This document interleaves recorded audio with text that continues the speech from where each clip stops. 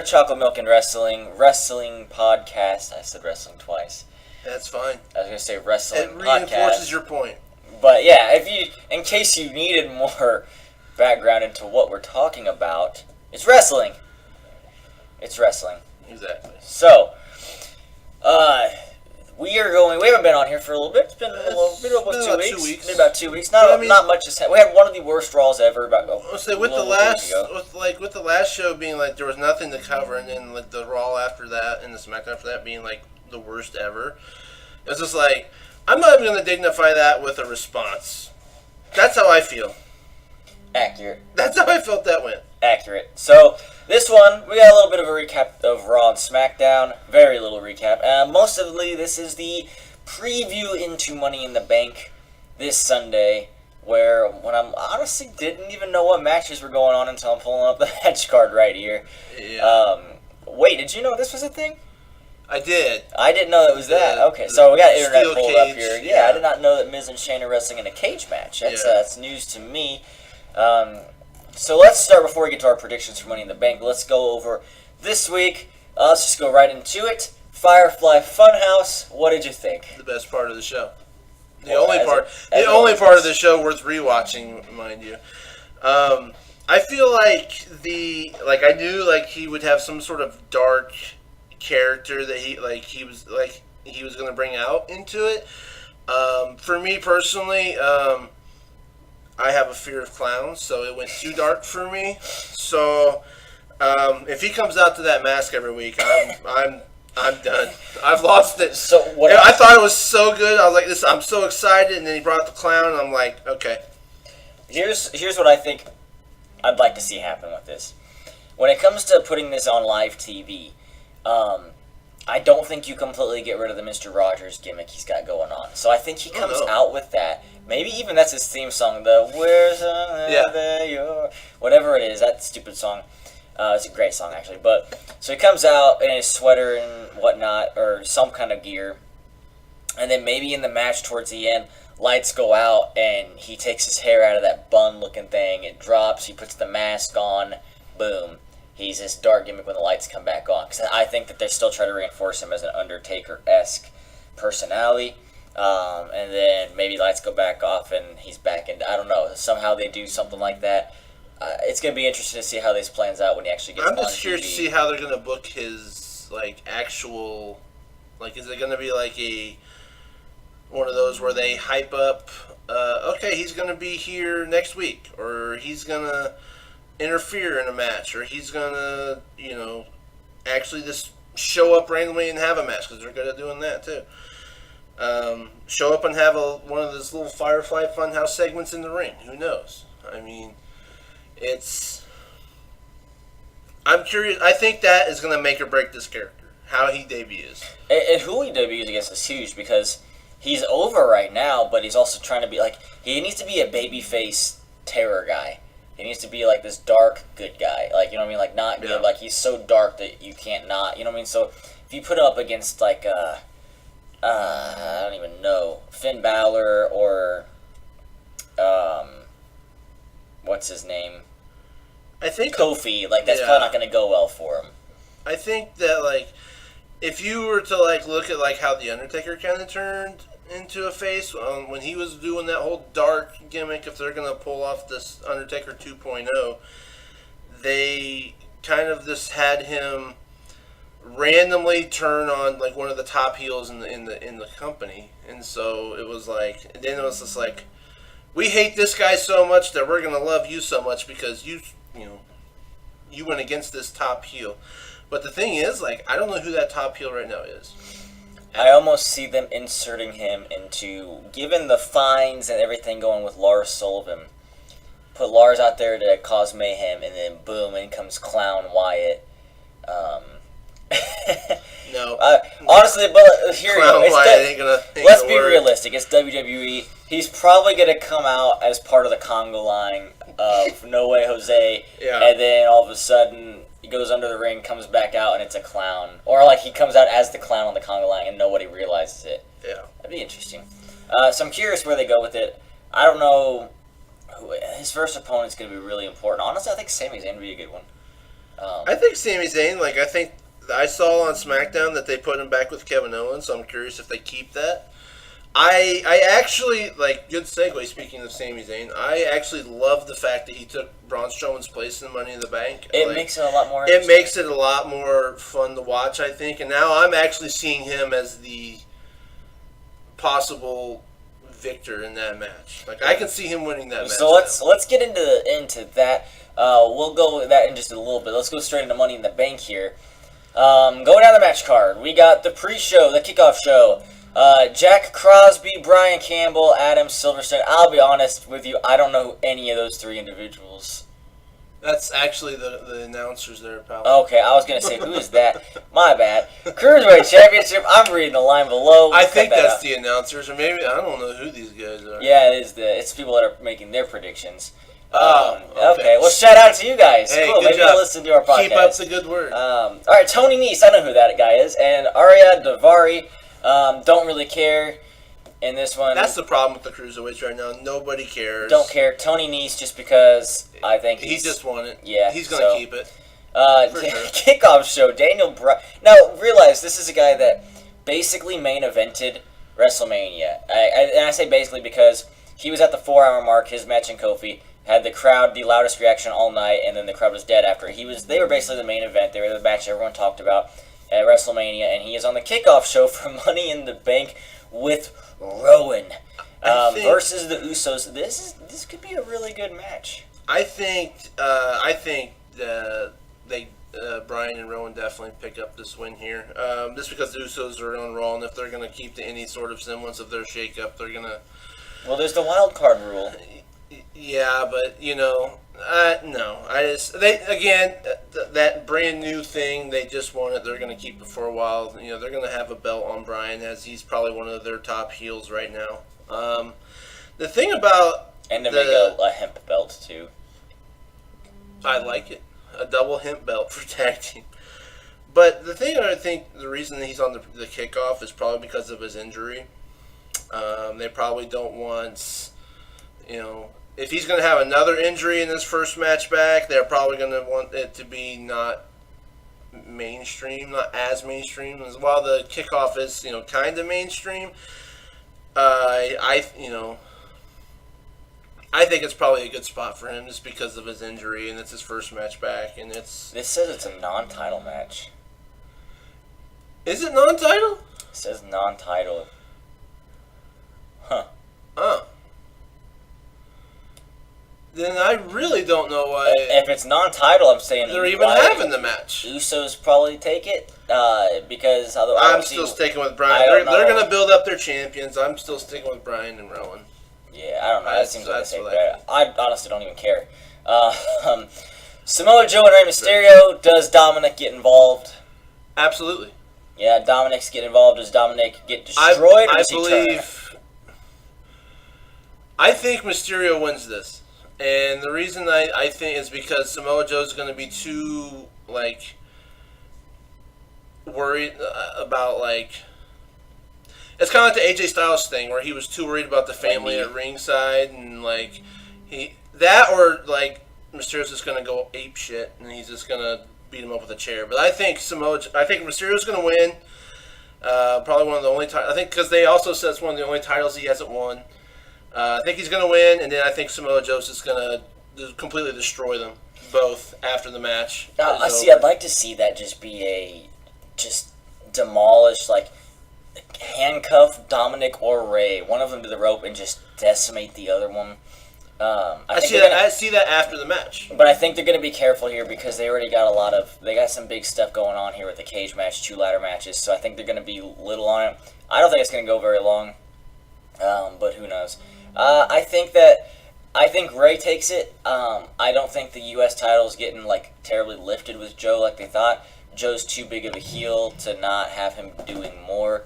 So I would get that title off of him and start putting him into some more main event caliber stuff. That's where he should be. But I like the heel work that he's been doing with picking on people's families, I guess. It seems to be his whole shtick. Is to Well, just maybe he pick can on start picking on Shane McMahon and Vince. Exactly. Then we got Roman Reigns versus Elias. Again, I don't. It's going to be a squash. There's no way Elias gets. I feel like Elias gets beat down the majority of the match, but then he somehow wins just by interference from McIntyre or Lashley, maybe. Lashley or somebody, Shane McMahon, who knows? I think like there's going to be interference in here, and I feel like Elias. And then it turns into a tag team match, and now Roman needs a partner, and out comes John Moxley. There you go. I don't think that happens yet. I don't either, but I think Elias wins it. I think that he's just going to get the crap beat out of most of the match, but he's going to end up winning it due to outside shenanigans. Yeah. I'm assuming Shane. Well, I don't know, because Shane's in the next match after that, so I don't know what happens. There's no way Elias goes over clean, at least if he does. Then we got Miz and Shane in a steel cage match. I don't see. So I'm torn between this because Shane and Roman's got stuff going on. So you don't want Shane to lose and be like, well, he's got no momentum, but you also can't have him. I guess he wins and ends his feud with the Miz, but then if you're trying to push the Miz as babyface, you've had him lose his first babyface feud, and then Shane's off to do his stuff with Roman. I don't know. I think the Miz has to win, but I think it's going to be in a way that like Shane looks strong in it. I don't know what they do here. Yeah, I'm kind of torn on this one as well. I think that they need this is definitely the last match of the feud, and that reason alone stands as why I'm probably going to pick the Miz for this one, because I think Shane's going to go on the Roman, and I feel like this match is going to be pretty early on. Shane's going to lose, and then Shane's going to come out and kind of cost Roman his match with Elias. That's what I think is going to happen. Normally these go in like an order that they're predicting things to. Maybe. I think the steel cage match is going to go on pretty early. I would love to see Mr. Miz try to climb the cage at some point in this. I think that also is something where Mr. Miz does come back and cost, like, Shane's going to go, like, escape. Go for and the then door, and Mr. Miz like, slams the door. Yeah, like. That'd be interesting. I think that's how it's going to end up playing out, too. Like, I think Miz wins with interference from his father, and that's going to be the end of that feud. All right, women's Money in the Bank: Alexa Bliss, Bayley, Natalya, Naomi, Carmella, Dana Brooke, Mandy Rose, Ember Moon. 3, 4, 5, 6, 7. I feel like a lot more than 8. But who do you got for this one? So also, Alexa Bliss is concerning because like they've been keeping her out of matches recently on television for random reasons. Oh, her wardrobe, this. So there's more to it. Her injury. Why are they not letting her wrestle?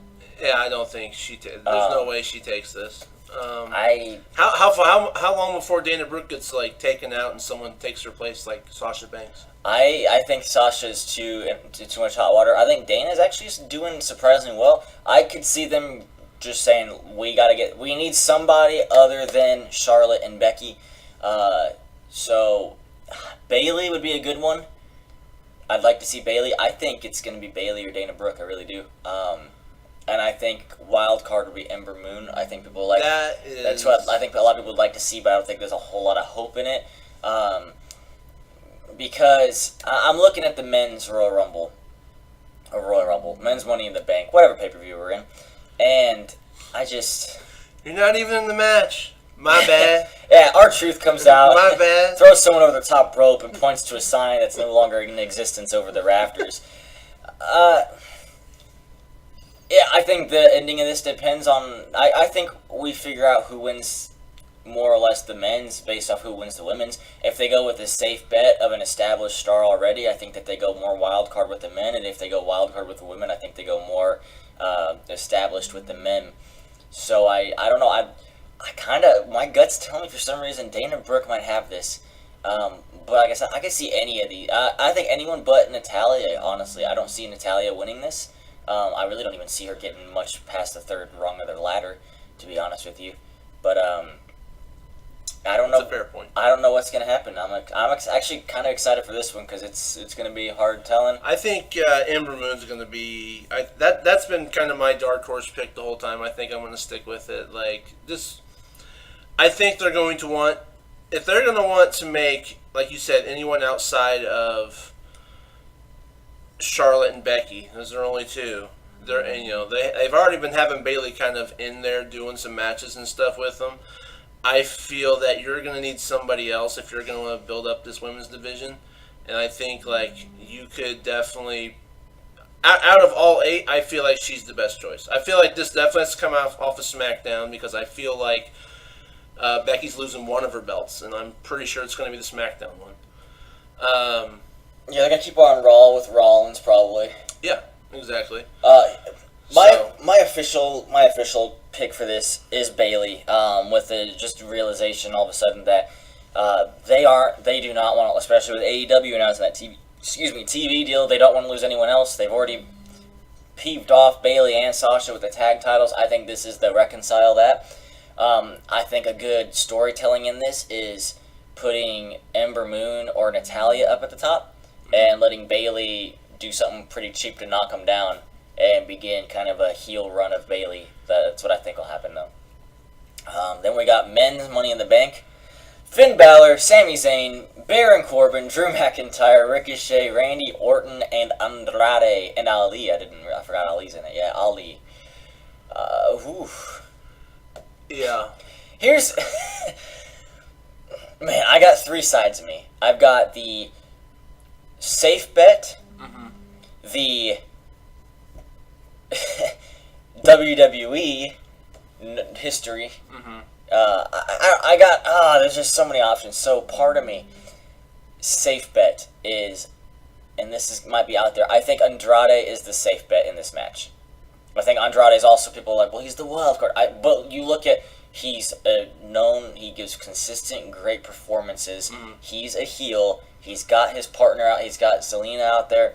He's gonna, that he will fit, him and that briefcase will go together perfectly, and I don't think that anyone questions that, and I don't think anyone questions the main event caliber performer that he is, so I think he's a safe bet. I think the one that's out there that I almost want to say this is my pick, is when you look at heels in the WWE, you look at a guy like Randy Orton, who has been easy to hate. I mean, people love him, but at the same time, like, they like the RKO, but other than that, they hate him. He's just, to an extent, whenever his music hits, it's like, oh, I despise this guy. And that doesn't come easy anymore, because now it's easy to it's easy to love the bad guys, like Kevin Owens is a prime example. So how often do you get a true heel who doesn't have to do really anything to get just booed mercilessly and people pissed off? And look no further than Baron Corbin. You let him win that briefcase, and the place will either erupt or go silent. And they could go all in on Baron Corbin and say the thing is, he's getting over a little bit more. Like, they're starting to push him. They're giving him that end of days. I mean, he had a beautiful end of days on Ricochet this last week. They're putting him over a guy that's like Ricochet. He's naturally hated because people are like, oh, he's boring, but he also hasn't gotten a whole lot of time to try things in the ring either. But I think maybe, do you put it on Baron Corbin? Because he could just be this obnoxious heel with it. So that's like the stick it to people, like really cement long-term storytelling with Baron Corbin. The safe bet in Andrade. And I think the wild card, honestly, would be a guy like Ricochet or Drew. I don't see them giving it to Drew. I think he would deserve it. I think that'd be a bust. I think the Drew train's kind of come and gone. So I don't know. I'd like to see Sami Zayn win it, but again, I don't know. Unless Sami gets it and somehow Kevin Owens wins the title and he cashes in. What do you got?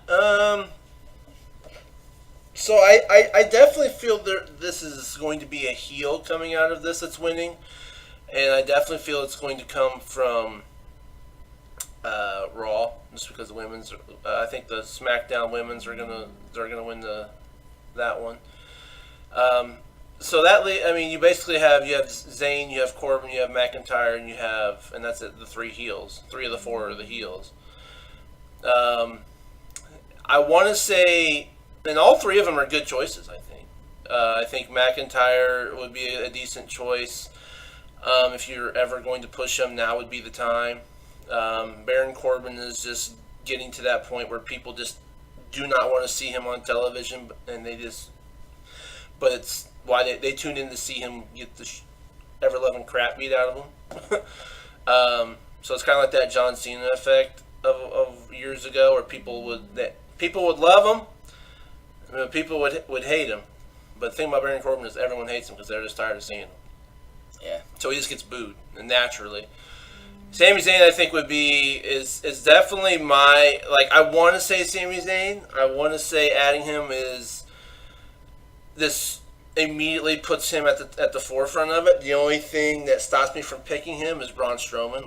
What's his whole deal going to be in this? He's going to go through a ladder at some point. I feel like Zayn's going to get taken out by Braun Strowman, whether Strowman chases him off or puts him through a ladder or the table, whatever.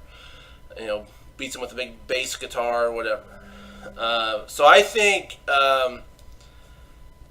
my pick in this one is definitely going to have to be either Corbin or McIntyre, and I think I don't know. I want to say that is so difficult. I'm going to say Corbin. I think that he's the one that people are just getting so sick of him. They love to boo him now, so I think he's put him out in front with a briefcase. I mean, he had a win over Rollins not too long ago, so I think they're setting it up for it. So I'm gonna pick Corbin on that one. The other part of me looks at it and Andrade against safe bet for ratings and stuff. They ain't got to get ratings, so honestly, Ricochet winning, it's not out of the question. Even though it makes no sense because he's been losing left and right. But I mean, ladder matches it's gonna be his thing. You could put it on him and be like, hey, people, you never know when he's going to cash in. Mm-hmm. Him and Rollins could have some beautiful matches, too, if you want to cash in early or whatever. So, who knows what they're going to do in this pay-per-view for the ratings, because they're in freak-out mode now. Raw Women's Championship, Becky Lynch versus Lacey Evans. I think... Becky. That's just Lacey Evans is going to establish enough to beat Becky too, especially if this is the first of the two matches. So the thing is, this is Lacey Evans is coming up and doing this big, first. This is her big first match. She had one match where she beat a local and that was it. Other than that, have we even really seen her wrestle? She's just been walking down the catwalk, right? In main roster, yeah. On the main roster, so I feel part of me is they would like I said, I know that Becky is losing one of her belts. I guarantee it's one of them. I want to say they're going to have Charlotte win the SmackDown one just because of they want her to win 16 championships like Rick did. I guarantee that's going to be where they're going with it. But I have a hard time picking on which one she's going to lose because I can see them putting the brand new person over because they probably want to build Lacey Evans up to be up there as well. On the Raw, if you look at Raw, who do they have? They don't have anybody. Sasha Banks is out on hiatus. You got the other four horsewomen on SmackDown. They got nothing. So I think, but I think, God, I really want to say Becky retains this one just to keep her on Raw. But I can also see her losing this one and beating Charlotte just because of the way they've built that angle of being this, I just cannot get rid of you. You're always the web that they won't untangle me from with Charlotte. And so I feel like this is the moment where they finally let her go over Charlotte. And cash in after that? That's what I was thinking, but I feel so. I'm gonna throw this out. I'm gonna switch it up a little bit. I first said initially that Charlotte was gonna win. I now think she's gonna lose. I think Lacey Evans is gonna win this one. I think you've got to build up somebody else on Raw, and I think you've got the way that they've kind of built her up now. I think it's perfect. I think it's a perfect time to pull the trigger on her. As long as she has a good match, I think it's fine. I think it's too early. I think that the rest of the women in the locker room will be pissed that somebody walks up and down the aisle for months and then gets a belt that quick. I don't think they put it on Lacey. If they do, I think they get to cash in right after that. I think that Becky two belts is too much of a thing. I think that it's too much of a merch idea. I think she's walking out with both belts. I think she wins both of them. And I don't know how they get there. I don't know if somebody comes out from, if there's, a NXT star that comes out somehow and interferes in some way. Does Sasha come out and interfere in something? But I think Becky two belts is a shirt seller.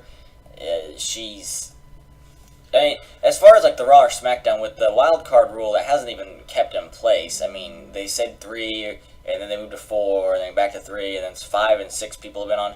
The wild card rule is stupid. She can go to whatever one they want. Both women can. I think Becky two belts stays Becky two belts after Money in the Bank. I don't think there's a way that she drops both of them. Or I think if anything, she'll drop it like on an episode of Raw or more than likely SmackDown. But I don't think you drop them first pay-per-view after Mania. I think that's just, I don't know though. I mean, at the same time, you don't want her to stay loud, so maybe. Yeah, I think Lacey, because people are getting tired of seeing Charlotte win this. I mean, they're tired of it. They're tired of seeing this. I feel like they're gonna have Becky go over Charlotte here. They've kind of built it in the way that she's finally gonna beat her 1-on-1, and. Yeah, I think this is the way you go. I think that if you're gonna have her lose a belt, she's gonna drop it to Lacey Evans, or she's going to have a cash in on that. But I think she definitely keeps at least the SmackDown title. She keeps at least one. I think the SmackDown one's gonna be the one. All right, WWE Championship: Kofi Kingston versus KO. What do you got?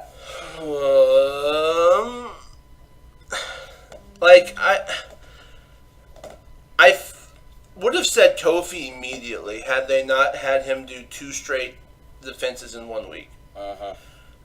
If they had just let it go,